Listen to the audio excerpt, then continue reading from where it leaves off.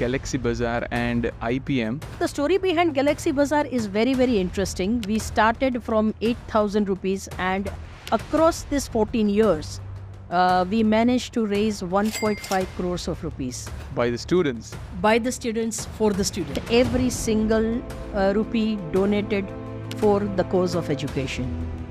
Wow. If we have 100 such schools, where Galaxy Bazaar is happening, believe me, we will be taking care of all the children across the country. IPM. Could you share a little glimpse of that? They have to look for a problem and they have to come up with not an idea, real product to solve that problem. Just like the format of the Shark Tank, they'll be presenting their product in front of the panel of judges. New Education Policy 2020. This education policy is actually changing the educational scenario totally. New education policy focuses on different kind of assessment, which is not only exam based. What's your views on AI in education? AI is going to be the major disruptor in the field of education. Building relationships, understanding emotions is something that AI will not be able to handle. The role of teacher now changes from the content provider to the emotions provider.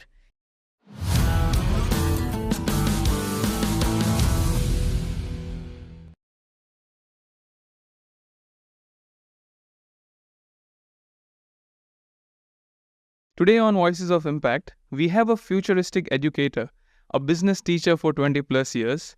Her work has been recognized with many awards including Forbes, Google, Microsoft, and even UNESCO. Most of us learn business after school or after finishing the college, but she has been teaching business and entrepreneurship to school kids. Please allow me to welcome someone who is known to break stereotypes, Ms. Bijal Damani on Voices of Impact. Welcome, ma'am. Thank you. Thank you so much. Thank you for having me. Thanks for being here, ma'am. We were waiting for this episode. How are you? I'm doing good. Excited to be here. So what you're doing lately?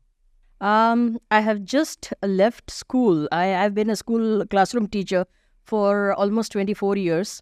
Just last December, I resigned from the school and I'm just in the transition phase to establish my own Sparkles 24 Skills Academy.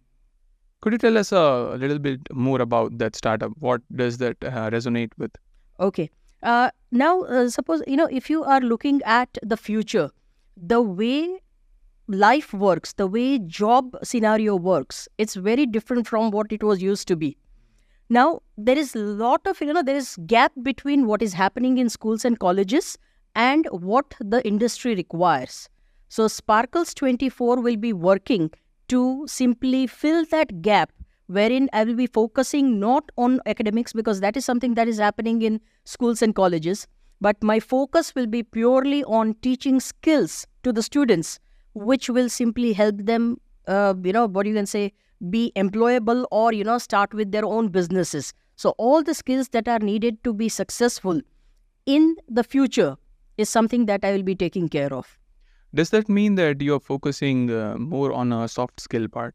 Absolutely. It is, you can call it life skills, you can call it soft skills, but these are the skills which is a very changing scenario. These are the 21st century skills which, one person needs to have in order to succeed in life.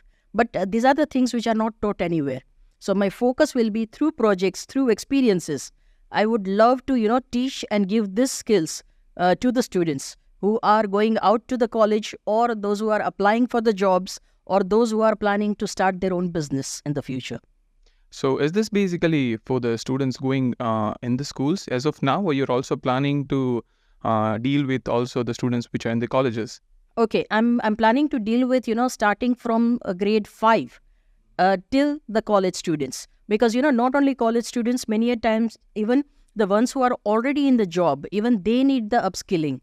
The skills that help them land up with that job are becoming outdated. So even they need upscaling. So this is something that anybody who wants any kind of skill upgradation, this particular center will be helping them do that. That's interesting, and I guess it's really a need between those educational gaps, because today's curriculum, that particularly focuses on the curriculum that has been before independence, especially. Yes. It has not been really updated. That's what I feel. And how do you relate with the current curriculum? Do you think it needs upgradation?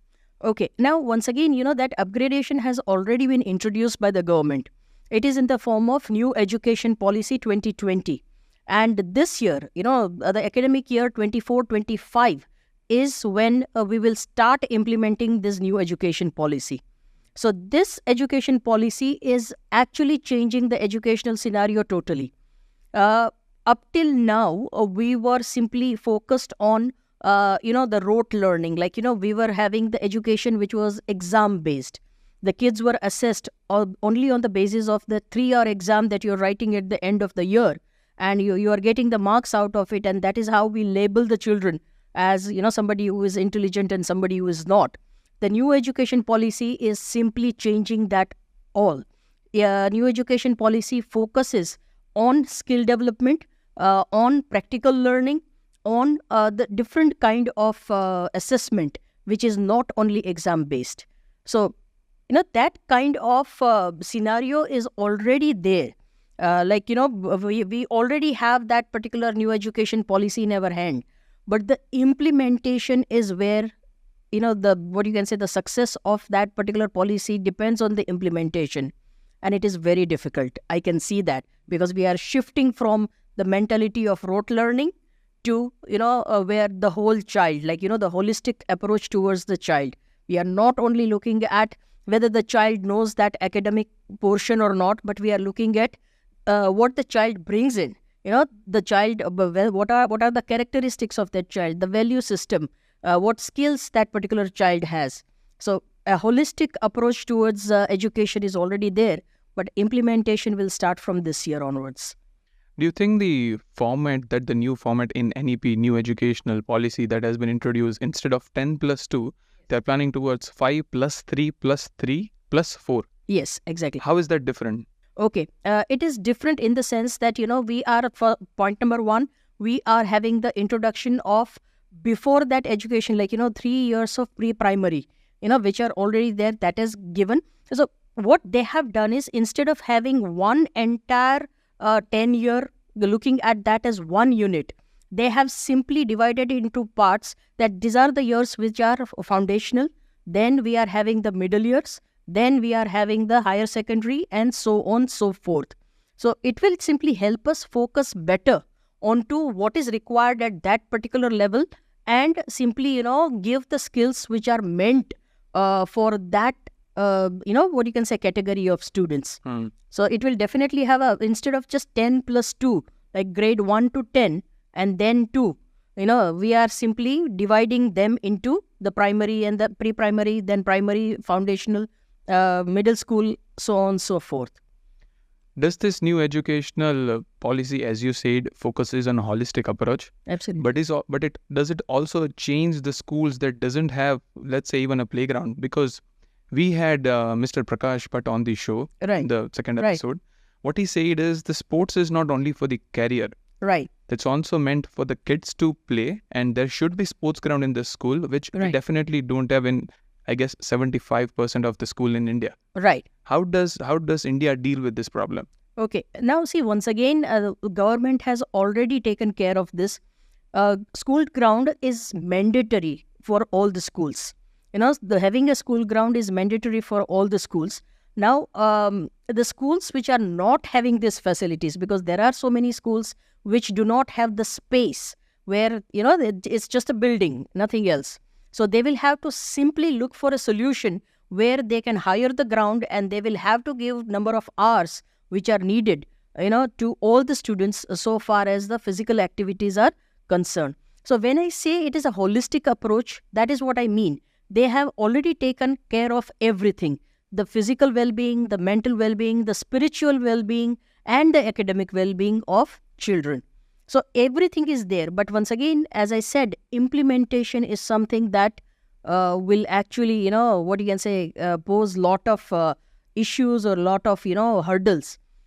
Because schools who do not have this, they will have to now think about that what they will be doing about the physical well-being part of children.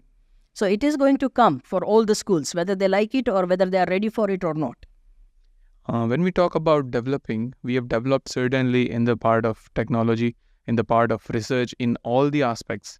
But when it comes to the education, what I feel is in the ancient India, how we used to learn Right, in the universities of Takshashila and Nalanda, right, even the student to teacher ratio, if you see, was Right. very less. I right. guess we are, rather than developing, we are degrading on how to teach the students. Absolutely.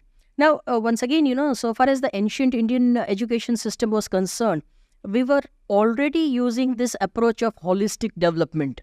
We were already there.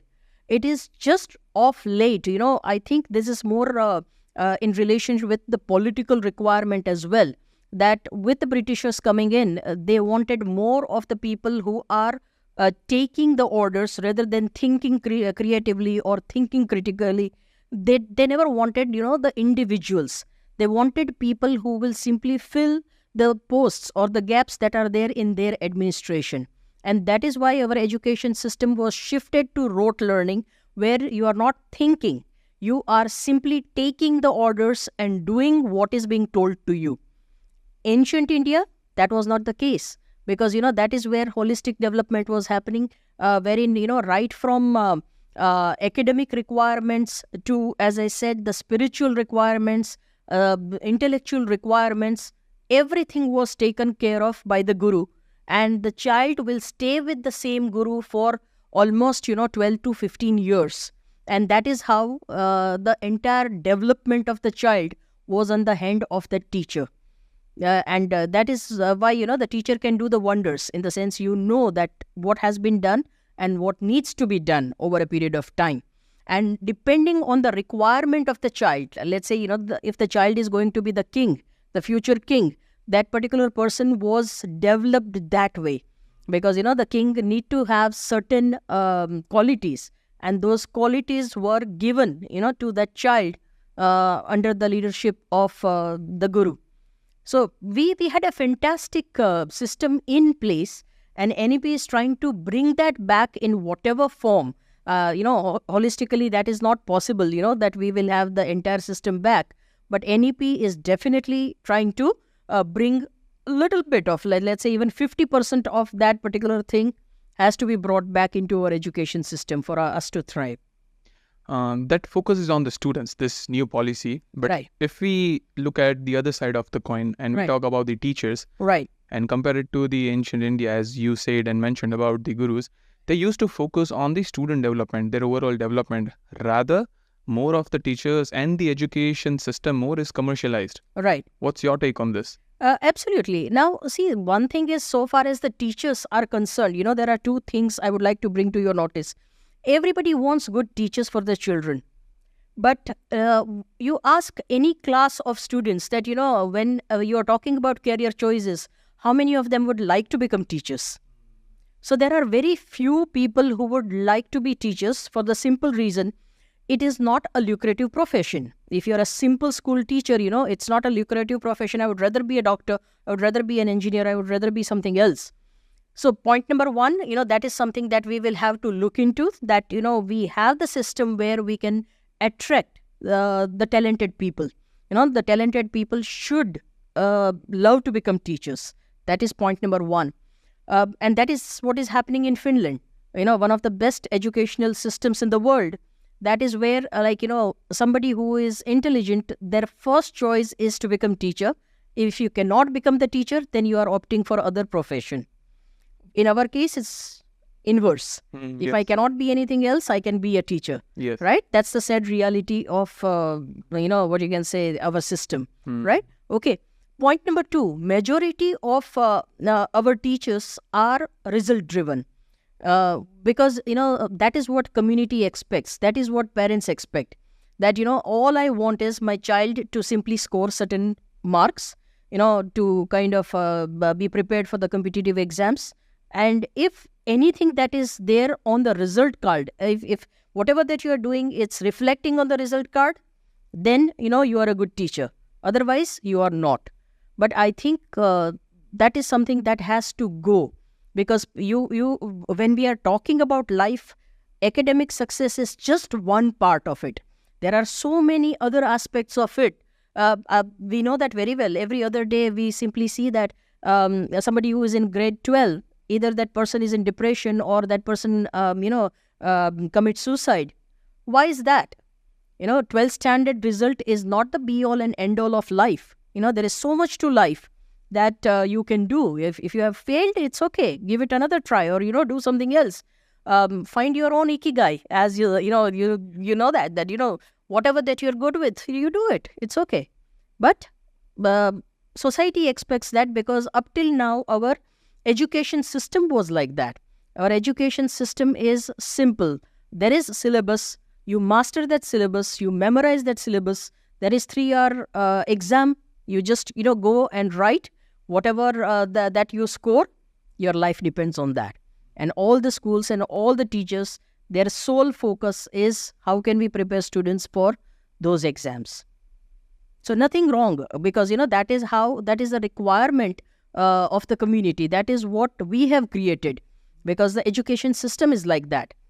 But now, if the education system changes, wherein the focus is more on skills, the focus is more on experiences, so automatically the focus on pure academics and memorization and rote learning will go. That is what NEP is trying to do. You talked about the rote learning and the students who are scholars and yet they are in the depression after the standard of 12th or whatever. Right. That's the observation that I do have observed certain things, that the students who are skillful in education, they're good at studies, but after finishing the school, they come towards the college, they see a broader aspect of life. Right. And they see that they are failing in the other aspect, and then this depression kicks in. Absolutely. Because until then, I believe what they feel is they are the champion. Absolutely. And suddenly they are into the main world, and then they realize that they're lacking a lot of other qualities. Because in real world, the parameter of success changes. In the school, the parameter of success is what you are getting, what grade you are getting or how many marks you are getting in the test. And, to score well in that particular category, all you need is good memory. You need to understand that concept. Sometimes they do not even understand, but they memorize. So if you have good memory, but good memory is just one aspect. You need to be good at communication. You need to be good at creativity, critical thinking, technology, so many aspects. You need, and the soft skills as well. Now, once you are outside the school or colleges, you just realize that, I'm just good at this aspect and I'm the champion, and there are expectations from me that I will succeed everywhere. And then when I step out and then I see that life requires so much more than just mugging up, certain pages. You simply realize that I have wasted my time doing that, even though I was successful there. But, I do not have many qualities which life requires. And, I was used to have so many projects and everything. And I have seen that when you are doing projects, when you are doing certain activities, the ones who are the scorers, the ones who are the leaders or the toppers, when you are doing that project, they realize this fact that, whatever that is required in order to finish that project, they are not able to do it because all they know is read, memorize, nothing beyond that. So I believe, that when you have projects like this, they simply get to know about this at the school level, that realization comes that only memorization will not help. We need to have other things as well to develop confidence, to, have good communication skills, to have the critical thinking, to handle the data well. All these things is something that is needed. And the earlier they realize it, the better. Because they have more time to develop themselves. Exactly. And that is what Sparkle's 24 Skills Academy planned to do, to give them that exposure, right from the, beginning, in the sense, school level, so that, before they actually go into the market or, set in for the life, they have done this. Many a times students have not presented, and all of a sudden, they are going to the college and there are presentations. There are so many research opportunities that are available, but, they have never done that. And that is why they let go of those opportunities. So my focus is plainly expose them to the things which are connected to real life, so that when they go out, it doesn't come as a rude shock. In fact, they're riding the wave. You are recognized for introducing business to these students, school kids. Right. So what is the overview of this? How do you do this? You mean the Galaxy Bazaar? Not the Galaxy Bazaar, Okay. in the classroom. Okay. We'll talk about your projects as well. Right. But what you change in the normal teaching pattern in the classroom? Right. Okay. See, point number one, when I started teaching commerce, as in ICSE, I just came to know this, that, see, science has practicals. Commerce does not have any practicals, even though commerce is the most practical subject. So what I started doing is, in my classroom, first thing is individualized learning. What happens is that, in our classroom, we are so used to have the teacher stands in front of the classroom, and everybody, whether I have 30 children or whether I have, let's say, 50 children, everybody is studying the same thing on the same day. So if I say chapter 2, page 25, paragraph 5, so we know that it is in synchrony. All the 30 kids are simply doing that. But we know that very well that, the children, that's what they say, that all kids learn, but not on the same day and not in the same way. All of us have different ways in which, we learn, right? So what I did was that in my classroom, all the children were following their own individualized learning plans. So if you are fast and if you are able to learn one chapter, you will simply, you finish that and move on to chapter 2. You don't have to wait for the entire class to finish that. Somebody who is slow may take, 3 times more, probably 3 more days to finish that same chapter. Take your time. Don't rush. You don't have to rush because, one person has finished that chapter. So in my class, I was used to have all the students at different levels. And I will be interacting with each one of them. They will be interacting with one another.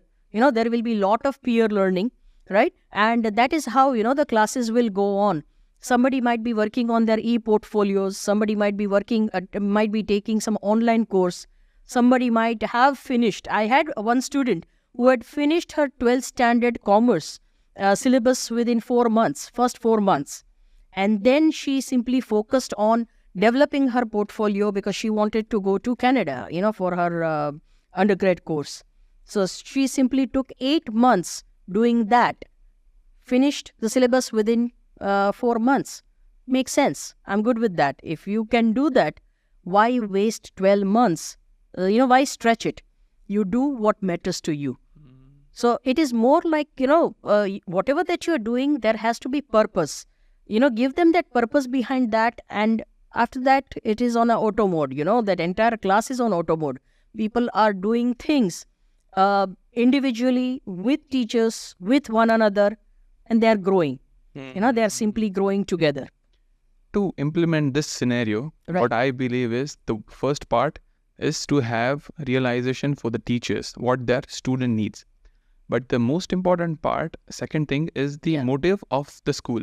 How they direct their teachers to do that. Because I feel a lot of teachers also want to make change to the education system Absolutely. or the way they want to teach their students. Right. But the problem is the motive of the school. Right. How they have been given a blueprint Right. to finish a certain course, a certain time, Right. or to reach a certain result from the students. Right, right. Now, suppose, when we are talking about education, there are 4 stakeholders who have to think on the same line for this to happen. One is teacher. Second one is the school administrator, the school administration itself. The third one is parents. Otherwise parents will also have the problems that, how you are not teaching when you're doing this, right? And the fourth one is the child himself. So, the student.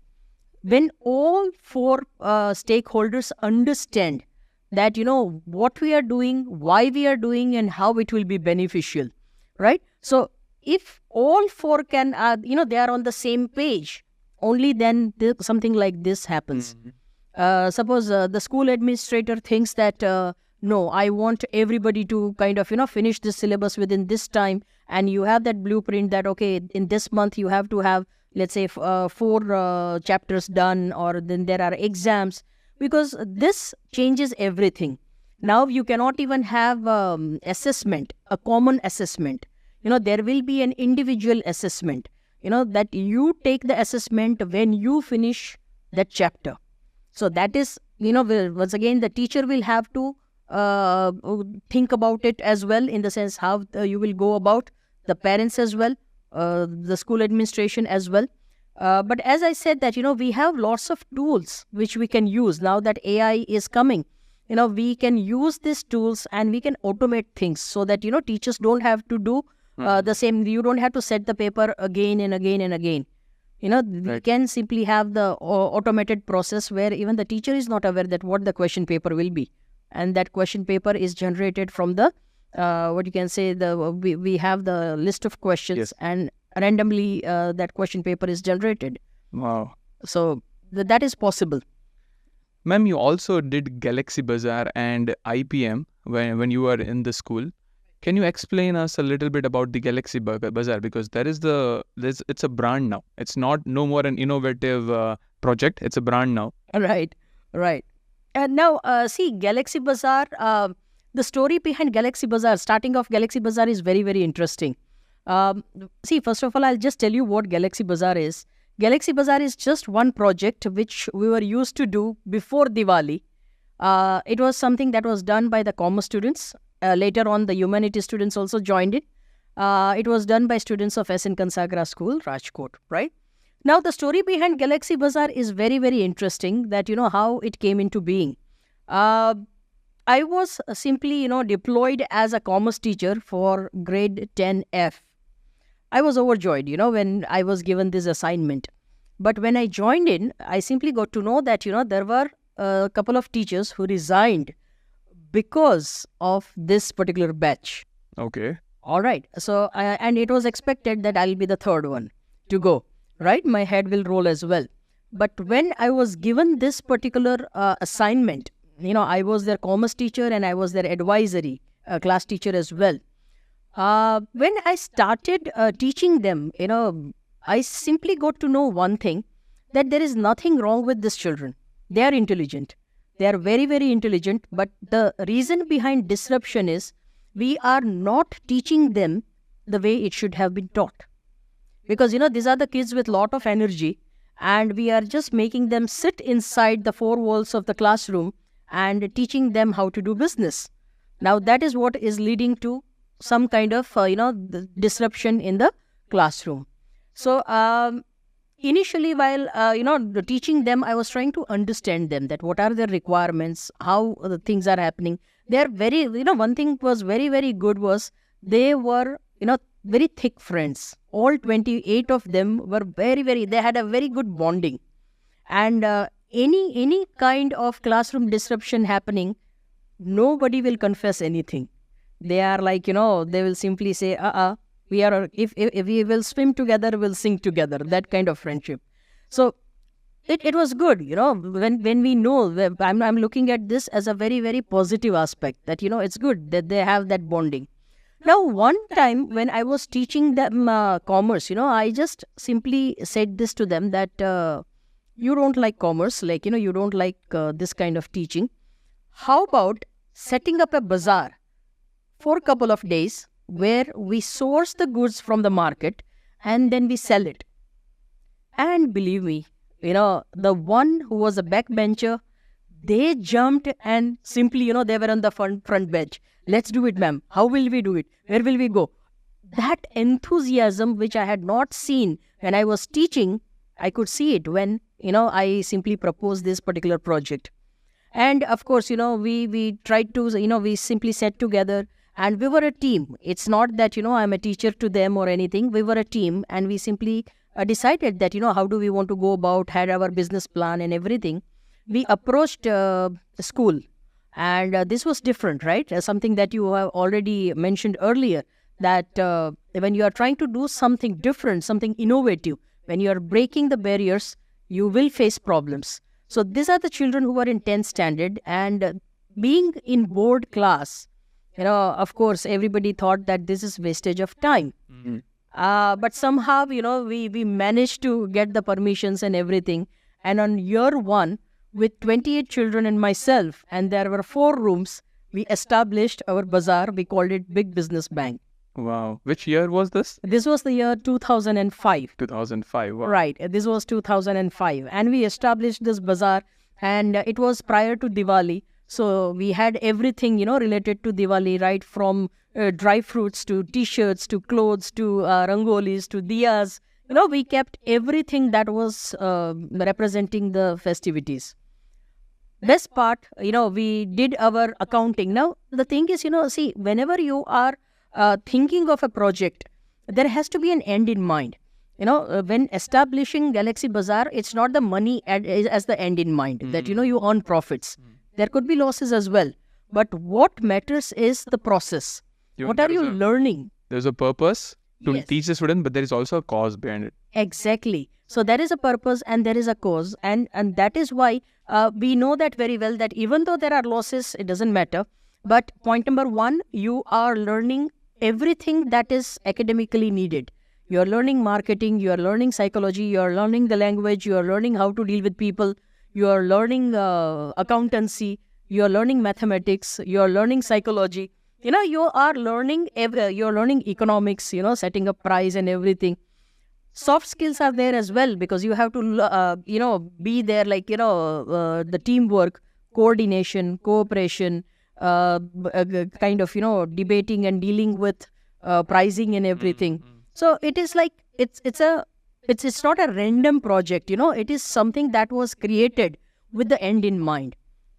Now, at the end of this particular project, we had a good time, and we had earned 8,000 rupees. Now, what to do with this profit? So, once again, we sat together and we simply decided that let's everybody write down that, how we can spend this money. And this being teenagers, these are all 15, 16 years old. Obviously, the choices were, let's party. Let's kind of, go and have some nice coffee or pizza or chocolates or anything like that. I simply said, from my part, I have simply written that, how about donating this money? We had one government school right next to our school. How about visiting them and donating this money? Now, initially, they really thought that, why should we be doing that? It's our hard-earned money. We should be simply blowing that up. But we visited that school, we talked to the principal, and we simply decided on donating this money to buy the stationery supplies for that school. Now, when they had seen the smiles on, the children who were getting their full year supply out of this, when, some of the teachers were happy with the blackboard, which are being installed. The unexpected satisfaction. Absolutely. They were exposed to that particular feeling that, the real happiness is when you give happiness to others. When you let go of what you think is yours, hard-earned money, right? And believe me, we had, so it was a teaching moment as well for them. For me, it was like the ethics of the business, the CSR part of the business. Those seeds were sown at that particular point in time, because these are the ones who are going to be the business leaders of tomorrow, these children. And I'm so happy to see that, that they are understanding the value of money. They are understanding that, the happiness which is there when you share, when you give. So these are all the learning lessons, apart from just academics, academics and skills. These are the experiences which will go a long way. And we were so happy. And what happened was that, these children, they were in 10th standard. They appeared for their board exams. Another thing which I noticed was that when we did this, it changed their perspective towards academics as well. The kids who were failing initially, they started doing very well academically. So there was something that was blocking them. Those blockages were removed because of this experience. This was 10th standard. They appeared for the board exams. They got, passed with the flying colors.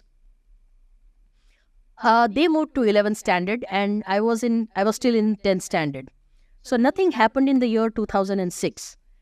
Because I thought that this was just one-time project for these children, and these children have moved on. It comes that the best part about it is when these children were in 11th standard, the ones which were having behavioral issues in 11th standard, majority of them were there in the prefect council. So you can simply say that it is beneficial. It is beneficial academically. It is beneficial so far as their leadership qualities are concerned. It is helping them. This project is actually helping the children. These children came into 12th standard. Once again, the board year for them. And to my surprise, I was approached by the parents, couple of parents, simply saying, why don't you do that activity again? Because we can see the changes in these children. Wow. I guess that behavioral change, what caused is, there's a beautiful quote that says, what you remember is not what you are told, but how a specific person made you feel. And what you made feel to these students, they remembered and changed their behavior. Absolutely. So what was happening with these children was they found the way in which they can learn. It was just a discovery for them. It was a discovery for me. And that is why it was getting me all the results which we were not able to get earlier. So absolutely, these are the children who changed their behavior and everything. Now, after that, when these children came into grade 12, once again a board year, right? So for me, it was like, it's done. It was a one-time thing, done with these children, and that is it. But then a couple of parents approached me and simply requested that why don't you continue with this particular project with students, because they have seen that effect on them over a period of time. And it was a eureka moment for me. It's like, I never wanted to continue it. It was a one-time thing for me. And from that year onwards, 2007 onwards, we continued with Galaxy Bazaar. And we grew with Galaxy Bazaar. I grew with Galaxy Bazaar. Every time, with every batch, it was a different thing. We will be doing everything, and every batch will bring something new.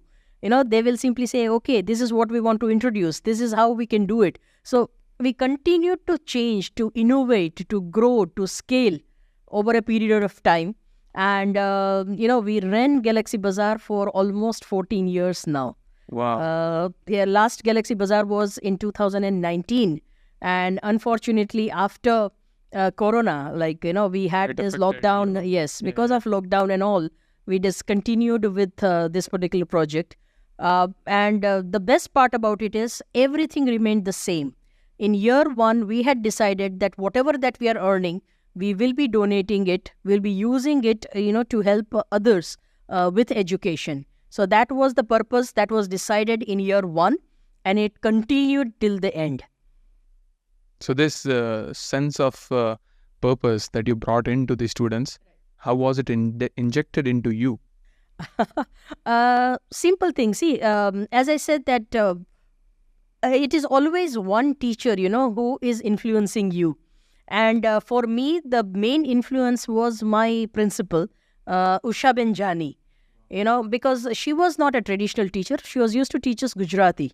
So this means when you were studying as a kid? When I was a student, right. Yes. So when I was a student, and even though she was our principal, she was our Gujarati teacher as well. In our grade 10th, she would be teaching us Gujarati. And believe me, many of the things or my belief system about education came from her, because she was the one who was used to let me be, in the classroom. It's like, she will be teaching a lot of Gujarati poems and poetries and prose and everything. And believe me, I will not be paying attention to that. I'll be sitting at the back of the classroom, sitting or staring outside. And she will not correct me, or, she will not scold me for that. Simple reason, I was creating. During Gujarati classes, I'll be writing ghazals. I'll be writing, different kind of forms of poetry. I'll be writing haikus. And once the class is over, I'll go to her. That, ma'am, in Gujarati, this is what I have written in this class. And she will be guiding me with that. with the grammar part. So that was my learning, which was very, very, it's not very, you know, what you can say, a structured learning as we see. But, she would let me be. She'll simply come to me and say that, what have you written today? Let's That might evaluate. not be structured, but that is surely the most impactful learning, which Absolutely. you also continued with your students. So that's Absolutely. one teacher affecting another, who became a teacher and affecting thousands now. Absolutely. See, so that is what is happening. The The chain way reaction. you have been touched, you know, absolutely you will pass it forward. You know, you will definitely pass it forward. And I know this because I enjoyed writing poetry in Gujarati. And she would let me be. She said, you know, it's fine. It's a creative task. You do it. You don't have to listen to me. You know, you will appear for exams later on. It's okay. Mhm. But you do this. And she encouraged me with this talent of mine. Wow. And I think that is what is missing in most of the classes. We don't see what is there in the child and simply focus on what is not. Hmm. And that is what is creating, the tension. Yes. Yeah. Coming back to the Galaxy Bazaar, Right. do you have some, or can you mention some iconic projects that student came up with which still touches your heart? Okay. And now, so far as Galaxy Bazaar was concerned, it's not an individual project. Like, it is something where all of us are into this together. But what we are adding to it, like, over here, we have to think about different ways in which we can simply take care of our own expenses. So how do we generate the revenue and take care of all our expenses? So it is not an individual, individual students, but it is always the group of students. We will sit together and decide on what we should be doing in Bazaar. So over a period of time, we brought about a lot of innovation. So far as the canopies are concerned, the food zone is concerned. We tried to bring different food, like we introduced Mexican and Mediterranean. Certain foods which are not very liked, or which people are not exposed to.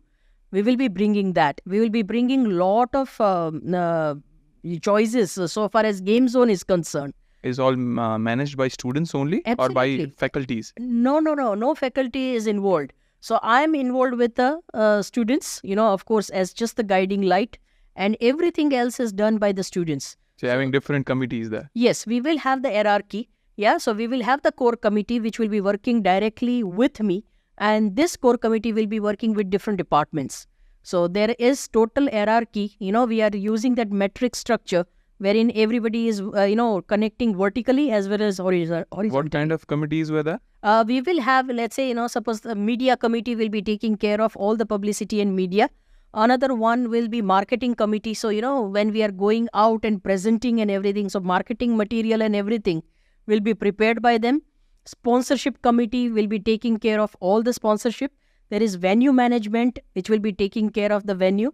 Then there is customer care, in the sense, we will have the people who are coming, and if they have any problems or anything, so these are the people who will be taking care of all that. So, there are different committees that are there, different departments that are there. And we have somebody who is heading that department. And, there are people who are absolutely, working with them. subcommittees. Yes, working with that particular And person. this is everything done by, not to forget, the 15-year-old students. Absolutely. And you will be amazed, at the progress of the bazaar. As I said that, we started with 8,000 rupee as the profit. Even though I'm not considering profit as the parameter of success, but we started from 8,000 rupees, and across this 14 years, we managed to raise 1.5 crores of rupees Wow. with every single rupee donated for the cause of education. By the students. By the students, for the students. 1.5 crore. Right.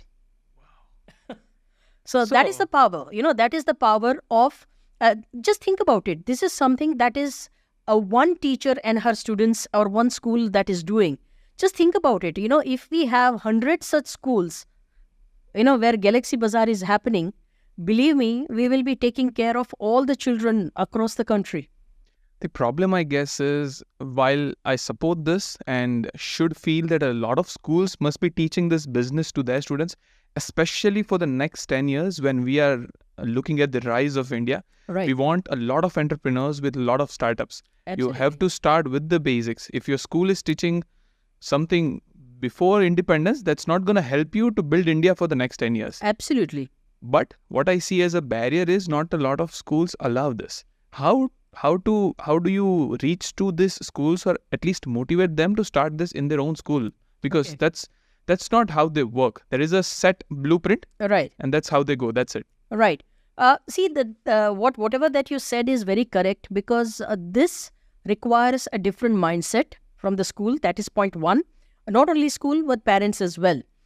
Point number two, it requires a lot of investment in form of time, because students will be simply spending lot of time simply organizing this bazaar, going out and meeting people, going out and kind of pitching their whatever sponsorships and everything. So this requires a lot of support from parents, from school administration, and from students themselves. Now, what is happening right now is, majority of the schools, as I said, that, they are dealing only with academics. So this can come as an after-school activity. Those who are interested can actually sign up for projects like this and can spend, let's say, 2 to 3 hours daily on this in order to be part of, this kind of activities or projects. So that is required. If you are not ready to give time, nothing can happen. There is also another project that you innovated, which is IPM. Right. Could you share a little glimpse of that? Because that is, I guess, a different project from this, but with a similar business or entrepreneurial aspect. Absolutely. Now, see, once again, the purpose behind IPM, which is Innovative Product and Marketing Competition, the purpose behind that, or the objective behind that, was very simple. Our students, like when we are teaching them something, it is always compartmentalized knowledge. So if you are a commerce student, I will simply be teaching you economics, accountancy, business studies, etc., etc. I will never expose you to engineering aspect, the product designing aspect. There are so many other aspects which are needed, right? So I believe that, if somebody has to be successful in life, it is not the compartmentalized knowledge, but it is the mix of all the knowledges which is required, right? And IPM was the culmination of that. IPM came out of that particular thought process. So in IPM, what students have to do is, they have to look around their own community and look for a problem, something that is not working. They have to look for a problem, and they have to come up with an innovative product, not an idea, innovative product, real product, to solve that problem. Now, when that thing happens, 2 or 3 things happen. Point number one, teenagers, they blame everything, right from their parents to school to government to society, that there are problems everywhere. But when you do this, the students are now looking for problems because they think that, they can find a solution to that. They are the problem solvers. They are not the ones who are actually blaming everybody for this problem, but they are simply saying, if there is a problem, let me think about it, let me solve it. So that mindset is very, very healthy, very, very important for children. Point number 2, once again, there are so many subjects which will come in this entire project that, they will do this with, having a lot of fun. So point number 1 is they are identifying the problem. So critical thinking and observation comes into that. Then they are looking for the solution, the innovative product. So that is where a lot of engineering and product designing will come into the play, right? Because you will have to make that product, not only think about it. And the third aspect of is the marketing plan. So in marketing plan, they will be designing right from newspaper advertisement to radio jingles to television advertisements, websites, social media pages, everything. So I'll just give you one simple example. If they are creating television advertisement, so right from, what script to write, who will act in it, what kind of setup that they will have for shooting, the editing part within that particular time, because advertisements cannot be long. So art of storytelling will be, they will simply be mastering. So a lot of things will come in just one aspect. So they're they are learning about media, they are learning about language, they are learning about, acting, they're learning about everything. Comprehensive development. Absolutely. So when I say holistic development, this is what holistic development looks like. That you are covered, and the best part about it is they are having a lot of fun when they're doing it. Because there will be bloopers, there will be some errors, there will be technical errors. They are learning out of that. Everything happening at the same time. And once they are ready with that, they will be presenting, just like the format of the Shark Tank, they'll be presenting their product in front of the panel of judges. Wow. So once again, it's the presentation, the body language, the coordination between the team members. All these things simply come into the picture. So we I think developed almost 300 such innovative products, wherein we are solving all kinds of problems, right from the problems at the global level to national level to very local individual level. That should send a real inspiration to the teachers and students who are watching this episode to look at from a different perspective rather than just the books.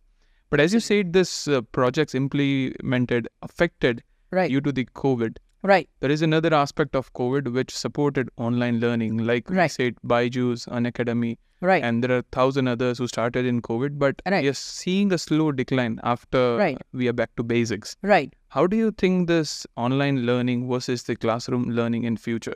Okay. Now, at any point in time, the human element will always supersede the technology. So if I have a chance to be teaching you one-on-one, face-to-face, that is always better, because that human element is always better than the technology. But at the same time, so far as the technology is concerned, the benefit of that is now world is your playground. If I want to learn something from the professor of Harvard, I don't have to fly down there and, pay lots of money.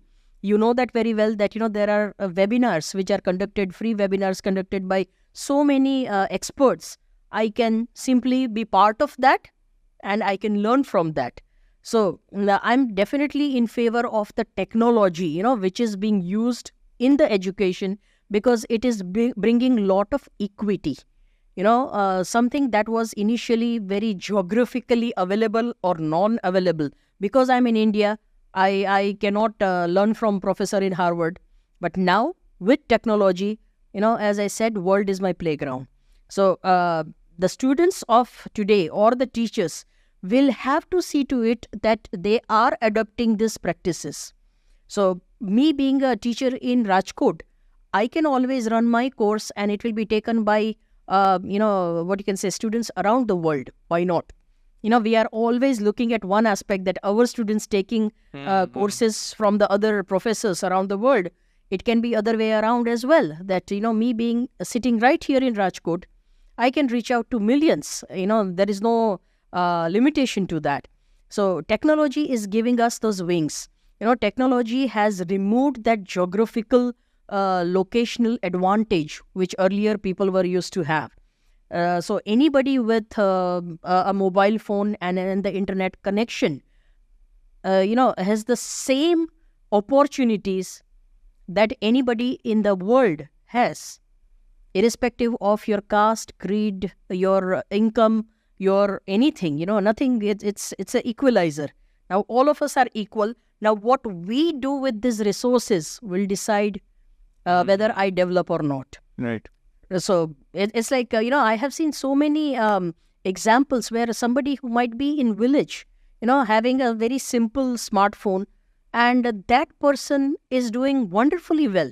They are learning everything, right from technology to language to everything. There are, classes on machine learning and AI. So accessibility. Everything. They have access because it's internet and the smartphone. That's all. So what's your views on AI in education? Do you think it's going to take over the usual learning pattern? Okay. I think after internet, AI is going to be the major disruptor in the field of education and on other fields as well. For the simple reason, it will simply make us think why we exist, why we as school, why we as educators exist. Right now, if I ask anybody, people will simply say that I am a teacher and my job is to teach this particular content, whatever subject teacher that person may be. Now, if you are that teacher, AI is definitely going to replace you because content now is free. Automation is now possible. So, any kind of that part of the teaching will be taken care of by the machine, right? But now we will have to look at the human element of teaching. Now, if we are looking at the human element, building relationships, understanding emotions, is something that AI will not be able to handle this. And that is where the role of teacher now changes from the content provider to the emotions provider. We will have to teach students how to learn and not the subjects, because the other tools and other material will simply take care of that.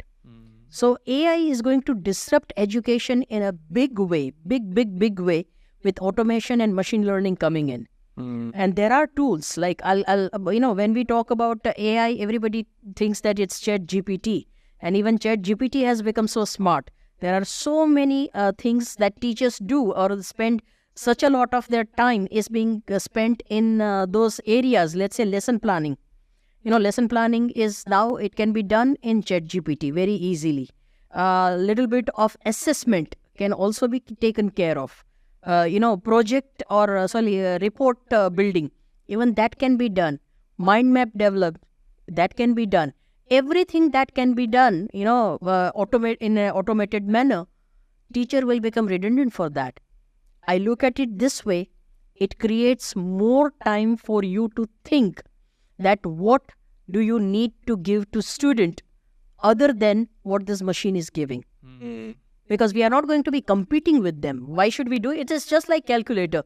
If I had calculator and if this calculator can simply do this math, I don't need to, learn this mental math up to that extent. I can focus on coding. I can focus on other things, right? So same thing with AI tools. It's going to change a lot, but teachers who are prepared for it will be riding the wave. And that's what they say, that AI will not replace the teacher, but AI will definitely replace the teachers who are not ready for it. Yes. So you need to embrace that change. If you are doing that, because see, these are the tools given in your hands which are making your work easy, and that is scary. Because all these years we have been teachers and we have done this. We spend 1 week doing lesson plans. We have taken let's say 15 days doing the correction. Now this machine will do everything for you. AI technology will do things for you. For students also, the difficult part is to differentiate between a piece of information that is useful for them. Right. With so many resources available across internet, with online learning platforms like Byju's, YouTube, right, online courses on LinkedIn, and so many other platforms. Right. Even on a social media, there are so many learning pages that the people follow, and everyone has mobile in their hand. So it's very difficult for them to differentiate a piece of information that is very useful for them and crisp. Absolutely. How do they filter this? Simple thing, and that is what as teachers we have to teach them. Because, the problem with this generation is the problem of abundance. They have a lot. Now they will have to pick and choose what is authentic. That is number one, because a lot of fake knowledge is taking rounds as well. The WhatsApp universities and all. So you will have to authenticate, understand the difference between fake news and authenticated news. Point number two, they will have to simply learn from the ones who are actually genuinely doing that. So role of the teacher is just expose them. At the school level, we have to give them only couple of choices and then teach them that what to look for. How do you differentiate between an authentic source and a fake one? How can they do this? Right. A simple thing, suppose if there are so many websites where you can simply do the fact check.